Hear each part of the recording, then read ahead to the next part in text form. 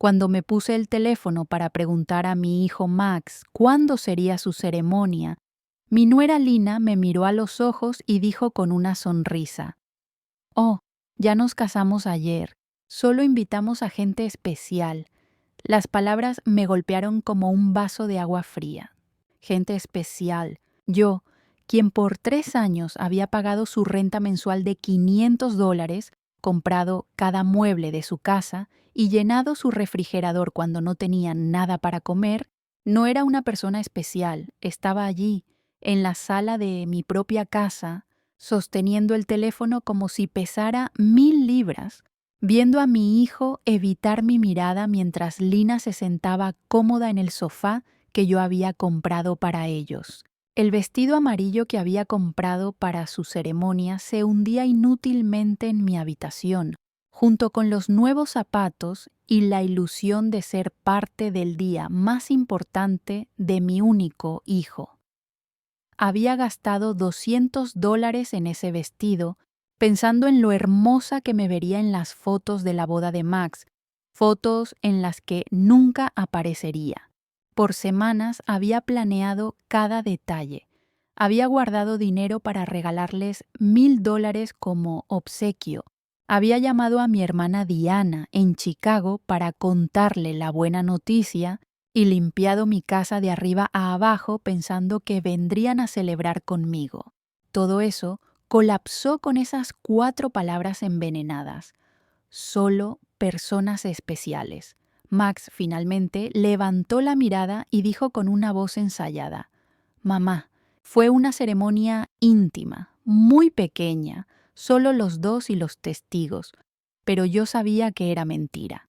Vi las fotos en redes sociales, los padres de Lina posando orgullosos junto a los novios, sus hermanos brindando con champán. Vi a Lina vestida de blanco con el vestido que yo había ayudado a financiar con los $800 que le había dado el mes pasado para sus gastos personales. Vi todo lo que no debería haber visto. Una semana después, exactamente 7 días después de esa humillación, Lina me llamó con una voz completamente diferente. Ya no era la mujer confiada que me había excluido de su boda. Ahora sonaba desesperada, casi suplicante. «Renate, el alquiler está atrasado. El casero dice que si no pagamos esta semana nos va a desalojar. ¿Te olvidaste de hacer la transferencia?». Guardé silencio unos segundos, recordando todas las veces que había ido al banco a enviarles dinero, las veces que cancelé mis propios planes para asegurarme de que tuvieran un techo sobre sus cabezas, las veces que comí arroz y harina para poder ayudarles. Y ahora, después de haberme excluido del momento más importante de sus vidas, tenían la audacia de llamarme como si nada hubiera pasado. «Lina», le dije con una calma que me sorprendió, «¿no te he avisado que solo ayudo a personas especiales?». El silencio al otro lado de la línea fue tan profundo que pude escuchar mi propio corazón latir. Por primera vez en años no era yo quien temblaba, sino ella. «Renate, no entiendo», dijo. «Siempre fuimos especiales para ti. Eres como una segunda madre para mí». Mentiras. Todas mentiras, pronunciadas con esa voz dulce que solo usaba cuando necesitaba algo. Por tantos años tuve ese sentimiento de caminar sobre cáscaras de huevo, pesando cada palabra, cada gesto, esperando obtener un poco de afecto de mi propio hijo. Fui la madre perfecta, la suegra complaciente, la proveedora silenciosa que nunca protestó cuando me trataban como invisible. Pero esa frase, solo personas especiales, despertó algo en mí que había estado dormido demasiado tiempo. Hice las cuentas. En 3 años había gastado más de $20,000 en ellos: renta, comida, regalos, emergencias, dinero que había sacado de mi jubilación, de mis ahorros, del fondo que mi difunto marido me dejó para vivir tranquila mis últimos años. Y todo para ser tratada como una extraña en la boda de mi propio hijo. Esa noche lloré. Pero no eran lágrimas de tristeza, sino de enojo. Lloré por todos los años de humillación silenciosa, por cada vez que me hicieron sentir que mi amor era una carga y mi dinero lo único valioso. Lloré por la mujer que había perdido a sí misma tratando de ser indispensable para quienes solo la necesitaban como cajero automático. Cuando amaneció, algo dentro de mí había cambiado.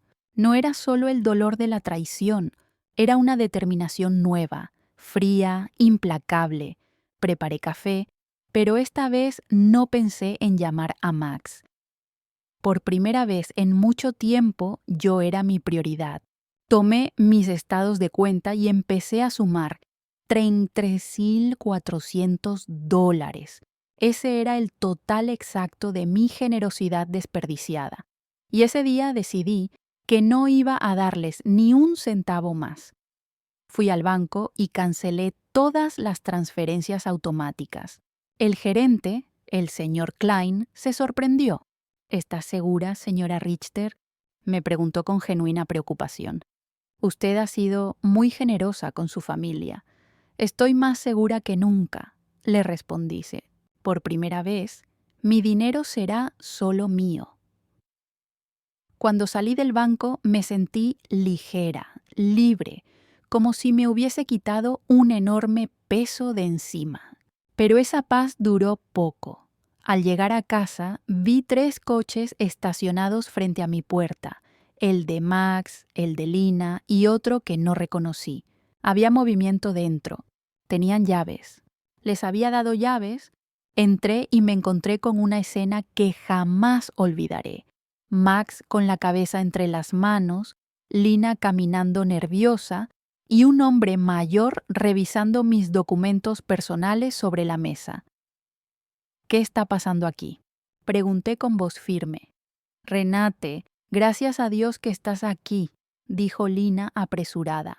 Este es el señor Fisher, un abogado de familia. Queremos hablar de tu situación. ¿Mi situación?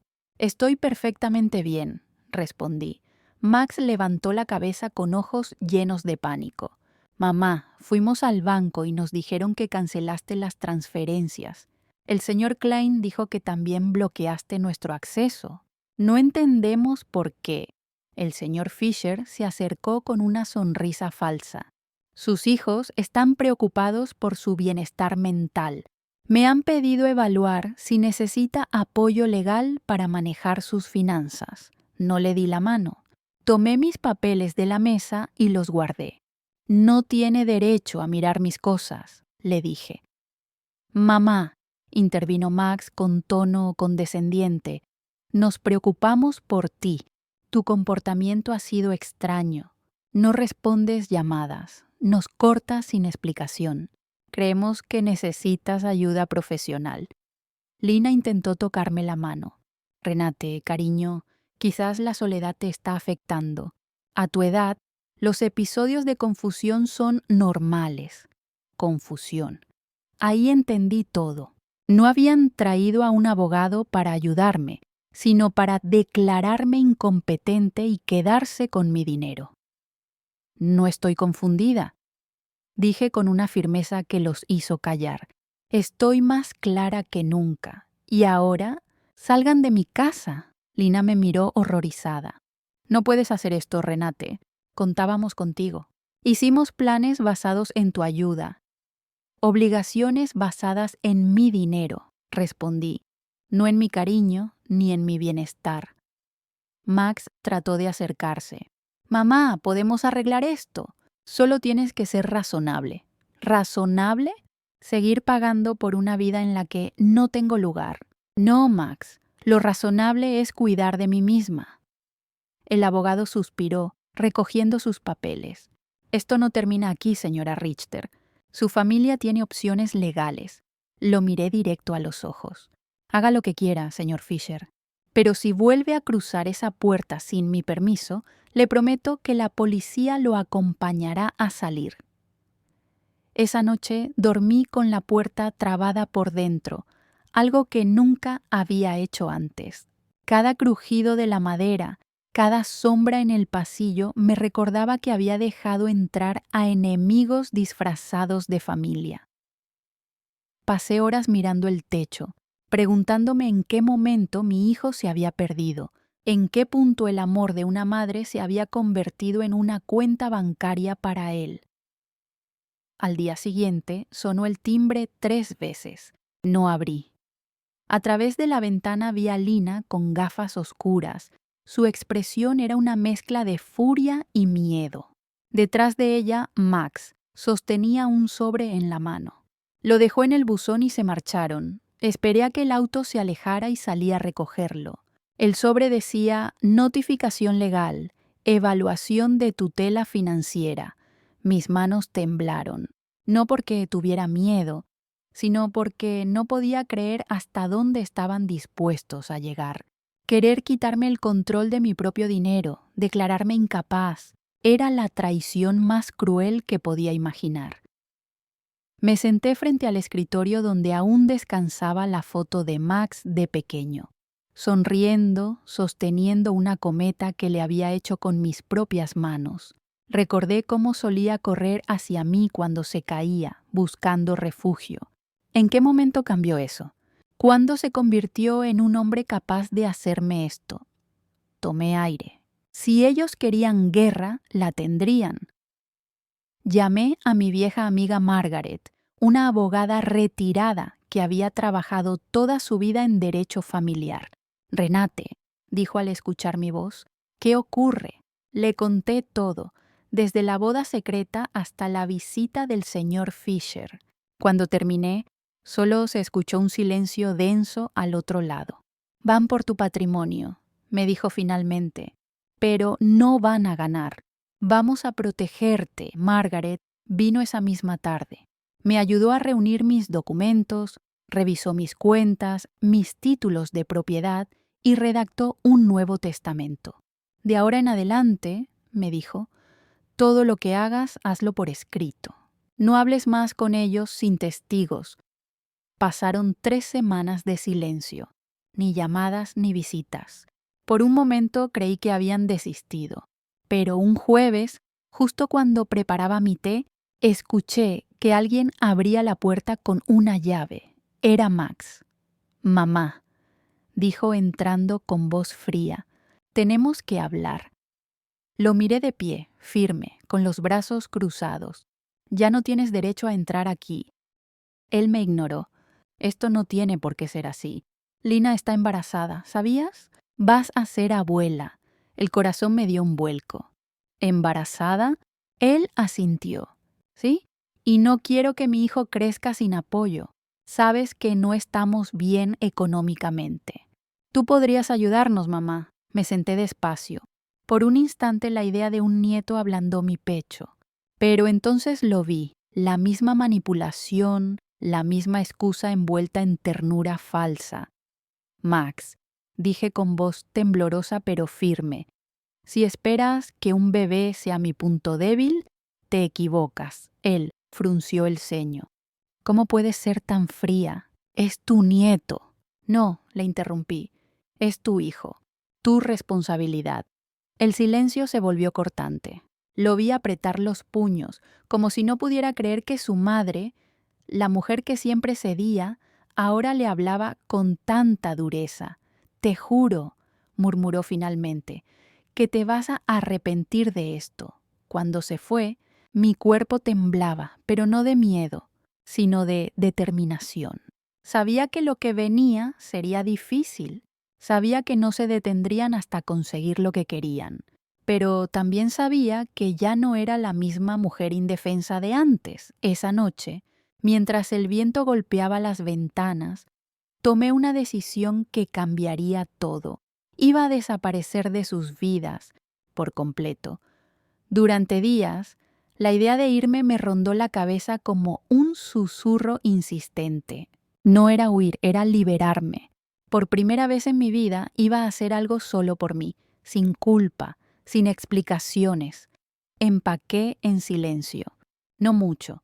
Un par de vestidos, mis documentos, el álbum de fotos que mi esposo y yo habíamos armado durante 40 años de matrimonio y un sobre con dinero en efectivo que había guardado para emergencias. Y esto, sin duda, lo era. Llamé a Margaret. He decidido irme, le dije. ¿Estás segura?, preguntó ella con tono serio. Puedo ayudarte a pelear legalmente. No quiero pelear más, respondí. Quiero paz. Pero antes, voy a dejarles algo que nunca olvidarán. Margaret me miró en silencio unos segundos y luego asintió. Entonces hagámoslo bien. Durante los siguientes 3 días preparamos cada detalle. Fui al banco y transferí casi todo mi dinero, más de $200,000, a una nueva cuenta, inaccesible para cualquiera que intentara reclamar tutela sobre mí. Dejé solo una pequeña cantidad en la cuenta antigua, lo suficiente para que pensaran que no tenía mucho más. Luego redacté una carta. No de odio, sino de verdad. Querido Max, no sé en qué momento dejaste de ser mi hijo para convertirte en mi verdugo, pero quiero que sepas que no te guardo rencor. Lo que hiciste me rompió el corazón, pero también me abrió los ojos. Todo lo que tengo, todo lo que construí con tu padre, ahora servirá para ayudar a personas que sí valoran lo que significa el amor desinteresado. No busques mi dinero, ya no existe para ti. Mamá. Sellé el sobre y lo dejé sobre la mesa del comedor. Luego apagué mi teléfono y lo dejé allí también. Era el símbolo de mi silencio definitivo. Esa misma noche tomé un tren con destino al norte, a un pequeño pueblo donde mi prima Elsa vivía desde hacía años. Nadie sabía de su existencia, ni siquiera Max la recordaba. Al bajar del tren, el aire fresco me golpeó el rostro, y por primera vez en mucho tiempo respiré sin peso. Los días siguientes fueron tranquilos. Elsa me recibió con lágrimas y abrazos. Le conté todo. Ella solo me dijo: «Aquí nadie te van a encontrar, Renate.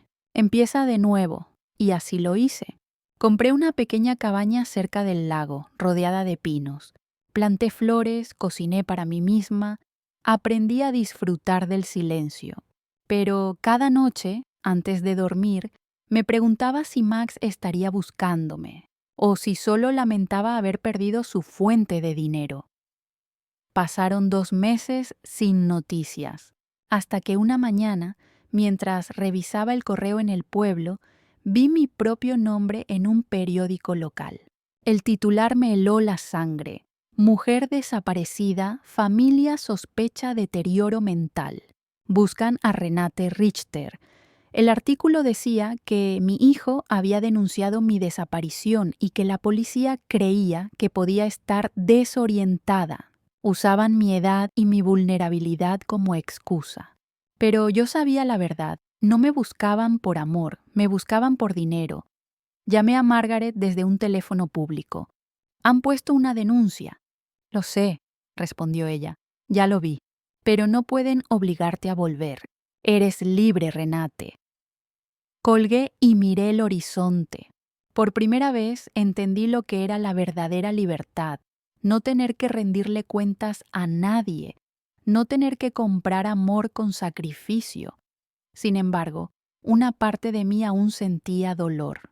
No por el dinero ni por la traición, sino por la certeza de que había perdido a mi hijo para siempre. Una tarde, mientras observaba el atardecer sobre el lago, decidí escribir una última carta. No para Max, sino para mí misma. Hoy empiezo mi nueva vida. Ya no soy la madre que da todo y recibe nada. Ya no soy la mujer que espera gratitud. Soy Renate. Y estoy viva. La doblé y la guardé dentro de mi diario. No sabía que esa carta, semanas después, se convertiría en la pieza clave de algo mucho más grande. La desaparición de Renate cayó sobre la familia como una sombra que nadie quería enfrentar. Durante los primeros días, Lina fingió preocupación, llorando ante las cámaras cuando los medios locales entrevistaron a la familia. Max, en cambio, se mantuvo en silencio, con el rostro duro, pero su mente era un torbellino, no por el dolor de haber perdido a su madre, sino por algo mucho más oscuro, el dinero. Max había intentado acceder a las cuentas bancarias de Renate apenas unas horas después de notar su ausencia, pero lo que encontró lo dejó helado. Las cuentas estaban vacías. Todo el dinero había desaparecido, sin dejar rastro. Tiene que haber transferido el dinero a alguien, gritó Max golpeando la mesa. ¿A quién?, respondió Lina con la voz temblorosa. Si apenas hablaba con nadie, Max la miró con rabia. No me digas que no sabías nada. No sabía nada, Max, respondió ella al borde del llanto. Solo dijo que quería irse un tiempo. El silencio que siguió fue más pesado que cualquier palabra. Por primera vez ambos comprendieron que Renate no era la mujer débil y manipulable que ellos creían. Había actuado con una precisión que solo alguien herido y determinado podía tener. Los días se convirtieron en semanas. La policía investigó, pero pronto cerró el caso, creyendo que Renate, una mujer mayor, simplemente había sufrido un episodio de confusión. Solo Max sabía la verdad. Su madre no estaba perdida. Se había ido por voluntad propia. Obsesionado, contrató a un investigador privado. El hombre, un exoficial de mirada fría, llegó una mañana lluviosa. La señora Richter sabía lo que hacía, dijo mientras revisaba los documentos. Cerró todas las cuentas, vendió algunos activos menores y compró un pasaje de tren al norte. Después de eso, nada. Max apretó los puños. Búsquela. No importa el costo, pero mientras más buscaban, más se perdían. Era como si Renate se hubiera evaporado del mapa. Ninguna cámara, ninguna tarjeta, ningún rastro digital. Solo una nota que Lina encontró una noche, escondida entre las cosas viejas de Renate. Cuando me necesites, busca en el espejo. Allí verás por qué me fui. Lina la leyó una y otra vez, sin entender, pero esas palabras comenzaron a atormentarla. Empezó a tener pesadillas escuchando la voz de Renate en los pasillos, oliendo su perfume en la casa vacía. La culpa, lenta pero implacable, empezó a carcomerla. Max, en cambio, se hundió en la ira. Se encerró en su despacho, planeando cómo recuperar lo que consideraba suyo, hasta que un día el investigador regresó con algo inesperado. Encontramos una pista, dijo. Una mujer mayor, con su descripción, fue vista en una estación rural al norte del estado, pero no viajaba sola. ¿Qué quieres decir?, preguntó Max inquieto. Iba acompañada de otra mujer, una tal Elsa Richter, prima suya, según los registros.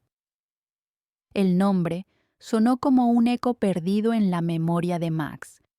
Recordó vagamente a aquella mujer que había visitado su casa cuando él era niño, dulce, reservada y completamente olvidada.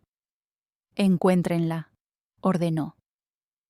Esa misma noche, mientras Max planeaba su viaje al norte, Lina recibió una llamada desconocida. Una voz femenina, tranquila pero firme, habló desde el otro lado de la línea. Deja que Renate viva en paz. No vuelvas a buscarla. ¿Quién eres?, preguntó Lina con miedo. Alguien que la ama más de lo que tú jamás podrías hacerlo. La llamada se cortó. Lina se quedó inmóvil, con el corazón latiendo desbocado. Esa voz era inconfundible. Era Renate. El viaje al norte fue largo y silencioso. Max conducía sin pausa, con los ojos fijos en la carretera, mientras la lluvia golpeaba el parabrisas como si el cielo mismo quisiera detenerlo.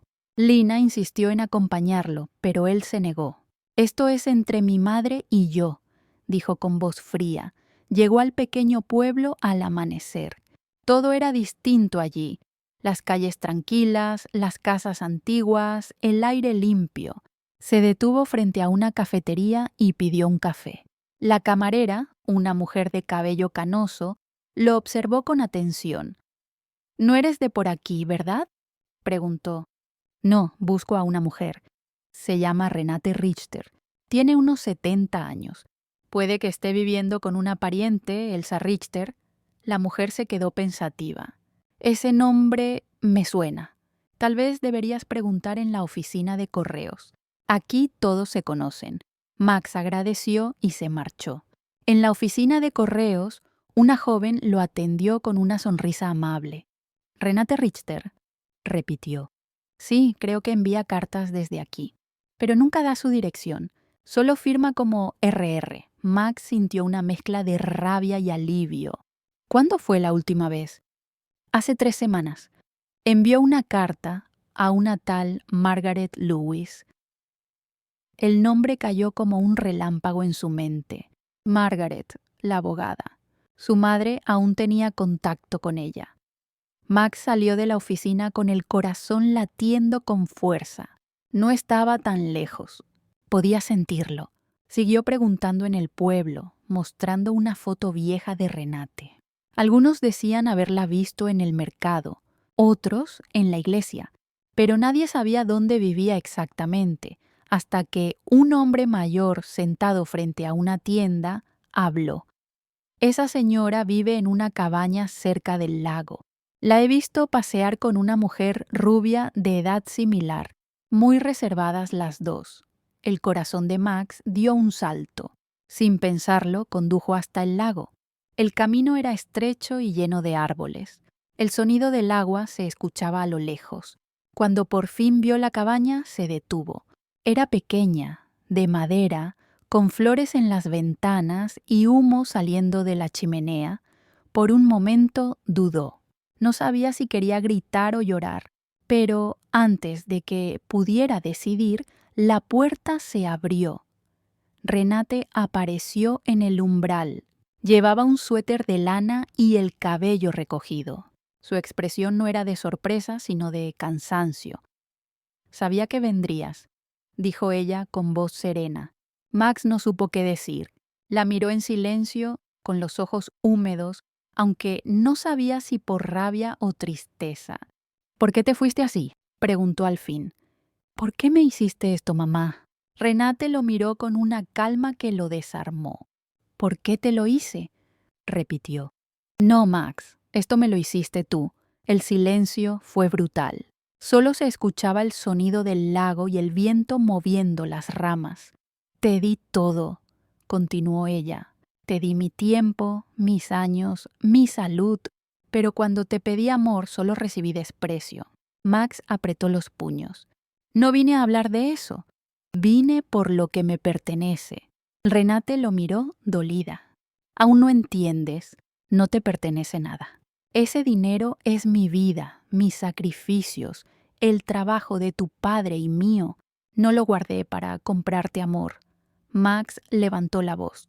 «No me hables así. Soy tu hijo y yo soy una persona», respondió ella firme. «No una cuenta bancaria». El eco de sus palabras pareció quedarse flotando en el aire.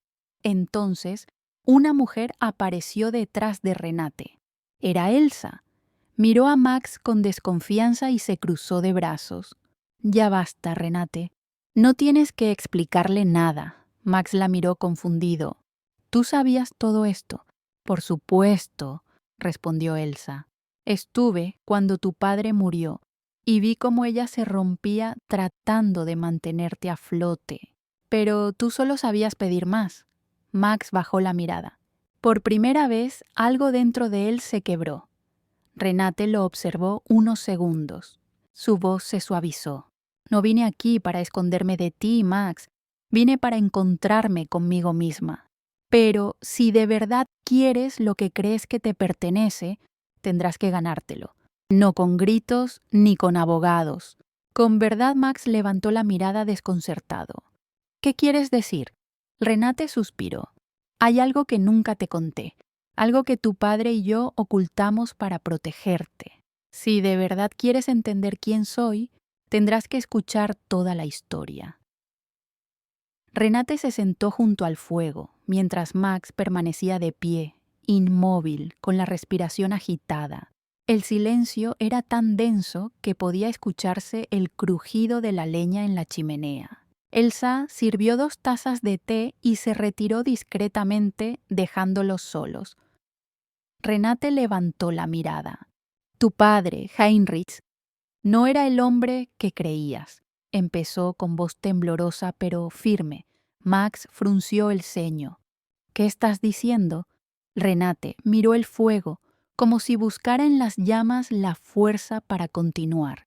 Cuando te concebí, Heinrich y yo ya llevábamos años intentando tener hijos. Habíamos perdido 3 embarazos.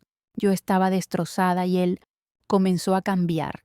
Se volvió frío, distante, hasta que un día desapareció por 2 semanas. Cuando volvió era otro hombre, más callado, más duro, pero con una noticia: yo estaba embarazada. Max la miró, confundido. ¿Y eso qué tiene que ver conmigo? Renate respiró hondo. Tiene todo que ver contigo, hijo, porque ese embarazo no fue de él. Las palabras parecieron caer como piedras sobre el suelo. Max retrocedió un paso, incrédulo. ¿Qué estás diciendo? No fue planeado, continuó Renate con lágrimas contenidas. Yo era joven, estaba desesperada y cometí un error. Un solo error que cambió todo. Conocí a un hombre en el hospital donde trabajaba como enfermera. Él me dio atención, cariño, comprensión, lo que ya no encontraba en casa. Cuando me di cuenta de que estaba embarazada, quise decirle la verdad a tu padre, pero él ya lo sabía. Max se cubrió el rostro con las manos, respirando con dificultad. No puede ser. Él decidió callar. Siguió ella. Dijo que te criaría como suyo, pero con una condición: que nunca te contara la verdad. Durante años cumplí esa promesa, pero con el tiempo su resentimiento creció. Te amaba, pero no podía soportar verte sin recordar mi traición. Por eso fue tan duro contigo, por eso te exigía tanto. Y cuando murió, ese rencor quedó dentro de ti. El silencio se hizo insoportable. Max caminó por la habitación con el rostro desencajado. ¿Entonces toda mi vida fue una mentira?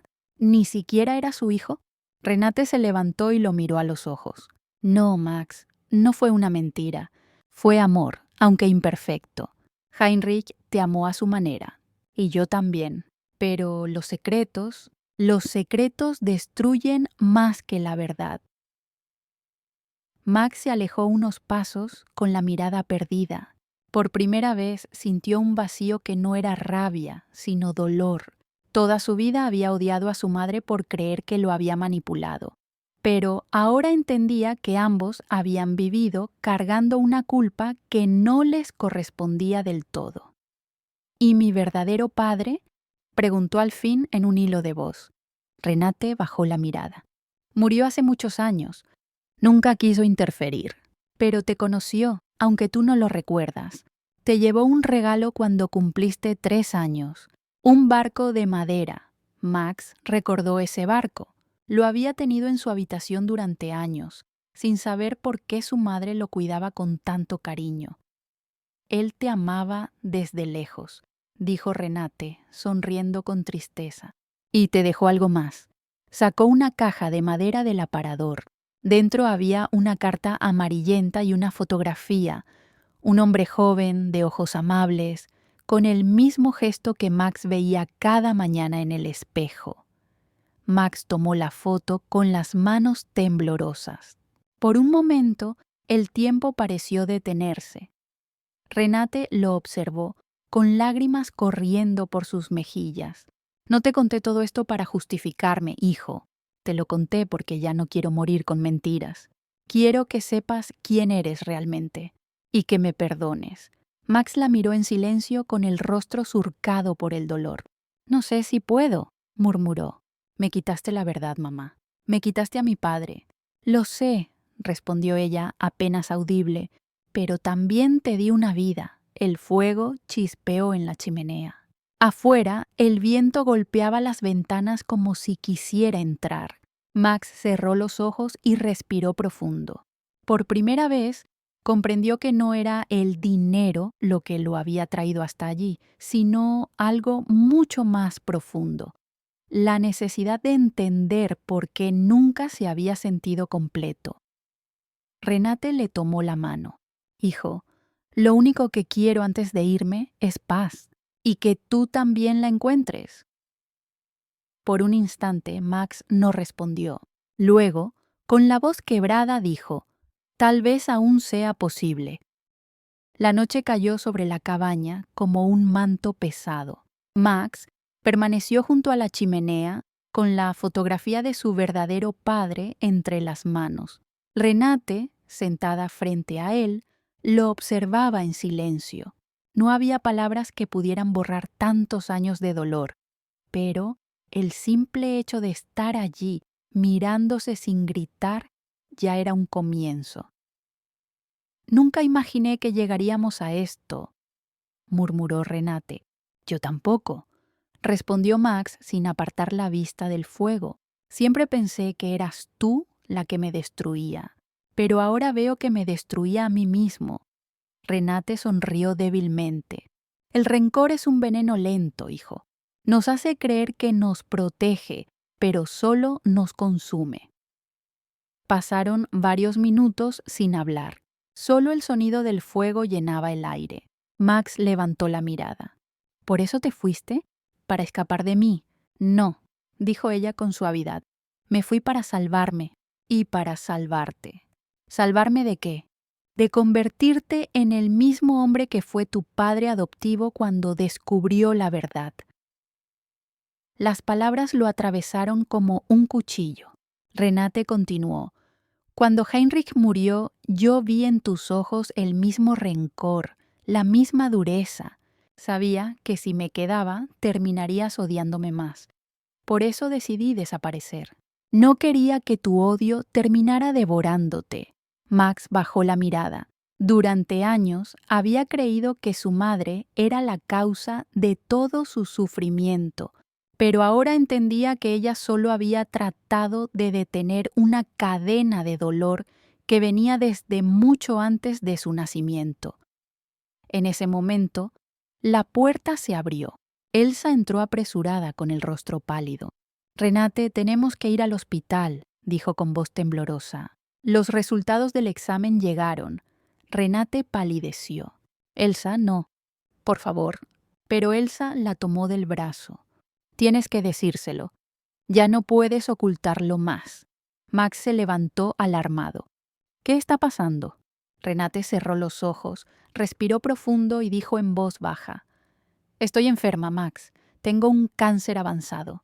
El silencio fue absoluto. Max sintió que el suelo se le desmoronaba. ¿Desde cuándo lo sabes? Desde antes de irme, respondió ella, con lágrimas en los ojos. Por eso tomé la decisión de desaparecer. No quería que me vieras marchitarme. Quería que me recordaras viva, no como una sombra. Max retrocedió incrédulo. ¿Y pensabas morir aquí sola? No sola, dijo, mirando a Elsa. Con alguien que me ama por lo que soy, no por lo que tengo. Max apretó los puños. El dolor se transformó en un nudo insoportable en el pecho. ¿Por qué no me lo dijiste? Gritó con la voz quebrada. Podríamos haber hecho algo. Renate se acercó y le tocó el rostro con ternura. Porque no se trataba de salvar mi cuerpo, hijo, sino de sanar tu alma. Las lágrimas comenzaron a caer por el rostro de Max. Por primera vez en su vida, no se sintió el hijo ofendido ni el heredero frustrado, solo un hombre, vulnerable, frente a la mujer que lo había amado más allá de todos sus errores. Mamá, susurró, perdóname por no haber entendido antes. Renate lo abrazó con fuerza. No hay nada que perdonar, Max. El perdón no se pide, se ofrece. Y yo te lo ofrezco desde el primer día que llegaste a mi vida. Se quedaron así, abrazados largo rato, mientras el fuego se apagaba lentamente. Afuera, La luna iluminaba el lago con una luz plateada, como si la noche misma quisiera sellar aquel reencuentro. Pero lo que ninguno sabía era que ese abrazo sería el último. El invierno llegó temprano ese año. El lago se cubrió de una capa de hielo y los árboles desnudos parecían guardianes silenciosos del secreto que aquella cabaña escondía. Renate ya no tenía fuerzas para salir a caminar. Sus días se resumían en el calor del fuego, el olor a té de menta y las cartas que escribía cada mañana en su cuaderno azul. Max se había quedado con ella. No podía marcharse, no esta vez. Cada día, sin falta, le preparaba el desayuno, le leía sus libros favoritos y la escuchaba hablar de los recuerdos que antes no había querido compartir. Era como si el tiempo, al fin, les diera una tregua. ¿Sabes, hijo?, dijo una tarde mientras miraban por la ventana. Siempre quise verte así, tranquilo, no con rabia, no con miedo. Solo tú siendo tú. Tú hiciste que lo fuera, respondió él, sonriendo con tristeza. Tardé mucho, pero ahora entiendo lo que querías para mí. Renate tomó su mano con delicadeza. No me guardes en tu dolor cuando me haya ido. Guárdame en lo que aprendiste. Max apretó su mano. No hables así, por favor. No, Max, susurró ella, no le tengas miedo a la verdad.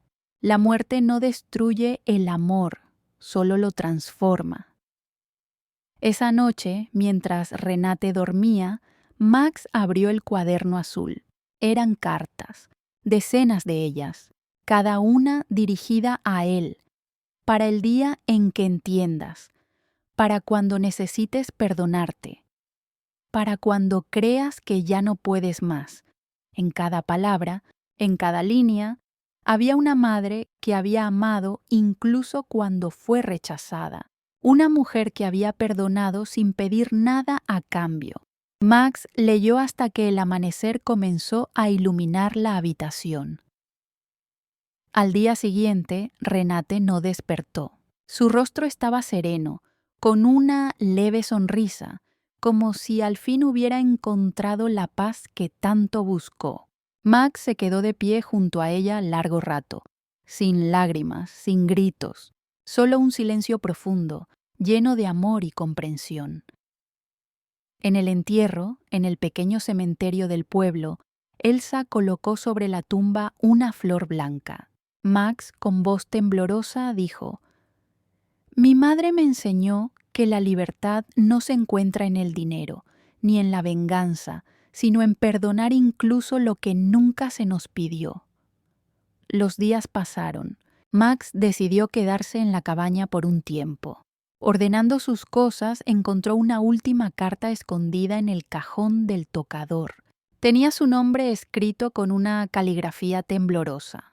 «Querido Max, si estás leyendo esto, significa que ya me fui. No llores por mí.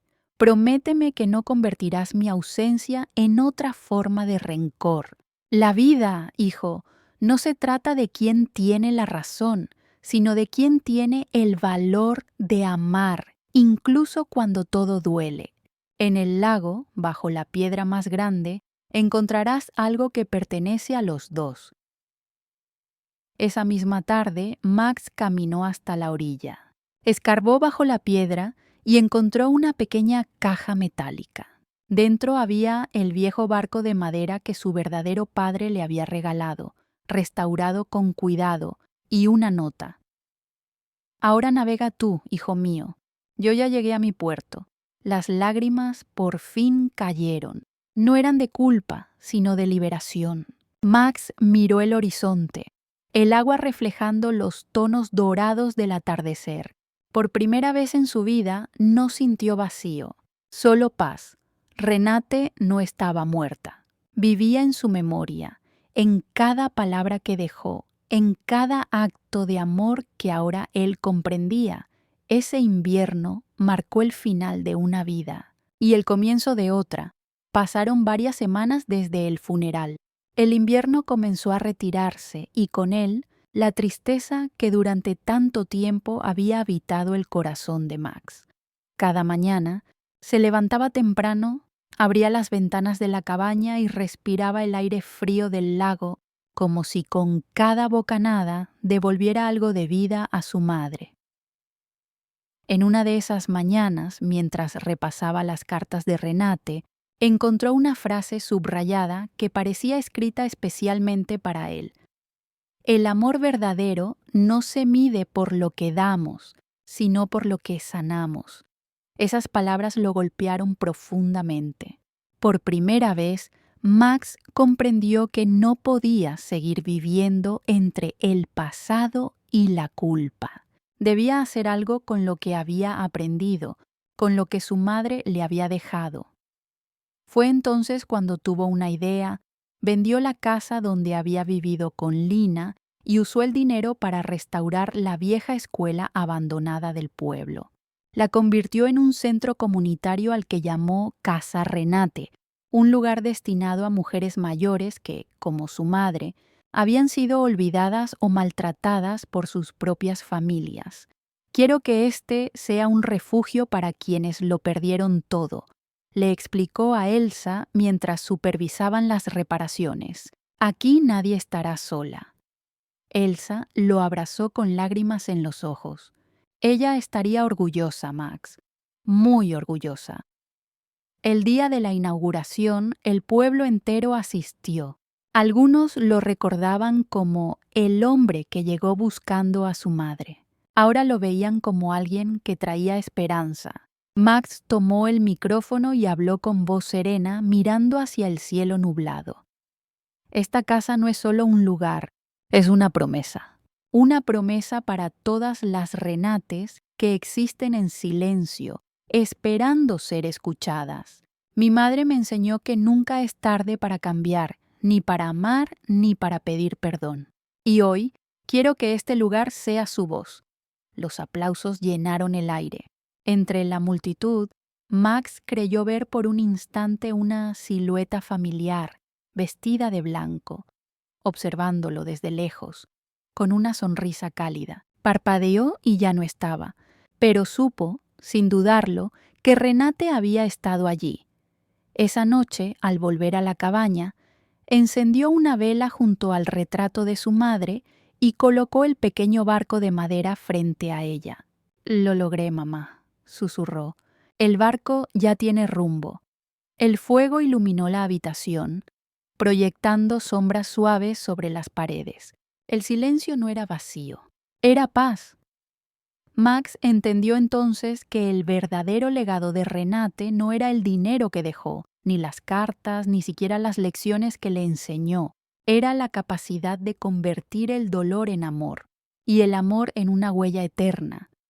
Y así, el hijo que un día la perdió por egoísmo, terminó encontrándola en cada gesto de bondad, en cada vida que ayudó a sanar. Porque, aunque Renate ya no estaba, su historia apenas comenzaba a florecer. Habían pasado 6 meses desde la inauguración de Casa Renate. El lugar se había convertido en un refugio lleno de vida, risas, historias, canciones viejas y olor a café recién hecho. Max se había transformado. Su rostro ya no reflejaba el peso de la culpa, sino la serenidad de quien ha hecho las paces con su pasado. Pero una mañana, mientras ordenaba los archivos del centro, una anciana se le acercó con un sobre amarillento en las manos. «Esto llegó con el correo, está a tu nombre», le dijo con una sonrisa dulce. Max lo tomó, extrañado. El remitente estaba escrito con una letra que conocía demasiado bien, la de su madre. Temblando, abrió el sobre. Dentro había una hoja doblada y una pequeña llave. La carta decía: «Mi querido Max, si esta carta te ha encontrado, significa que lo has hecho bien. No sé cómo, pero sé que lograste sanar lo que te atormentaba. Esta llave pertenece al viejo baúl que escondí en el altillo de la cabaña. No lo abras con miedo. Lo que hay dentro no es para revivir el pasado, sino para comprenderlo. Con amor, Renate.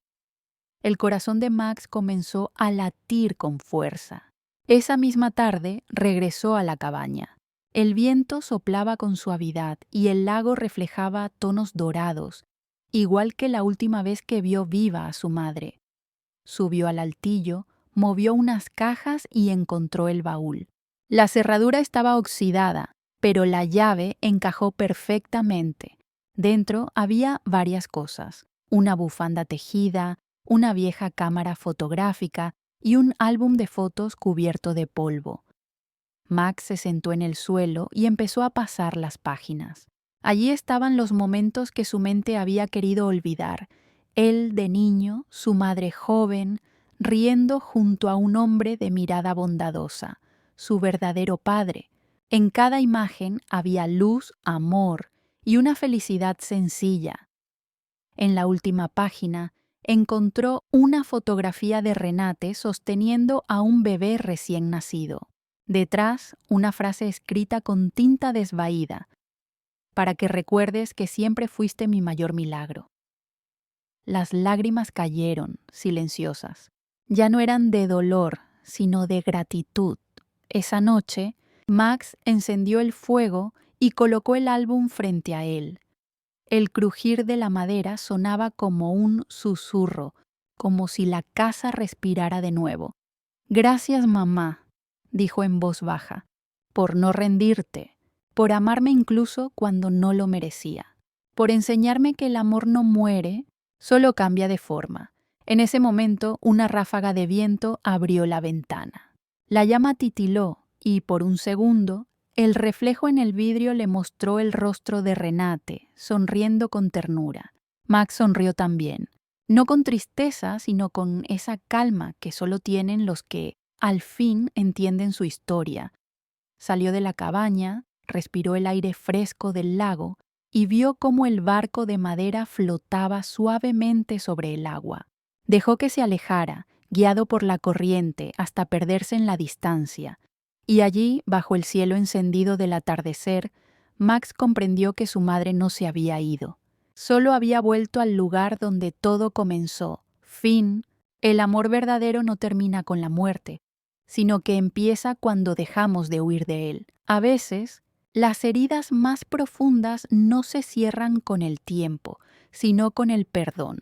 Y cuando aprendemos a perdonar, descubrimos que el amor nunca se fue, solo estaba esperando ser recordado. Si esta historia tocó tu corazón, suscríbete y acompáñanos en este viaje de emociones reales, donde cada relato nos recuerda que incluso en el dolor siempre hay esperanza, porque aquí en Contando Historias no contamos cuentos, contamos verdades que sanan el alma.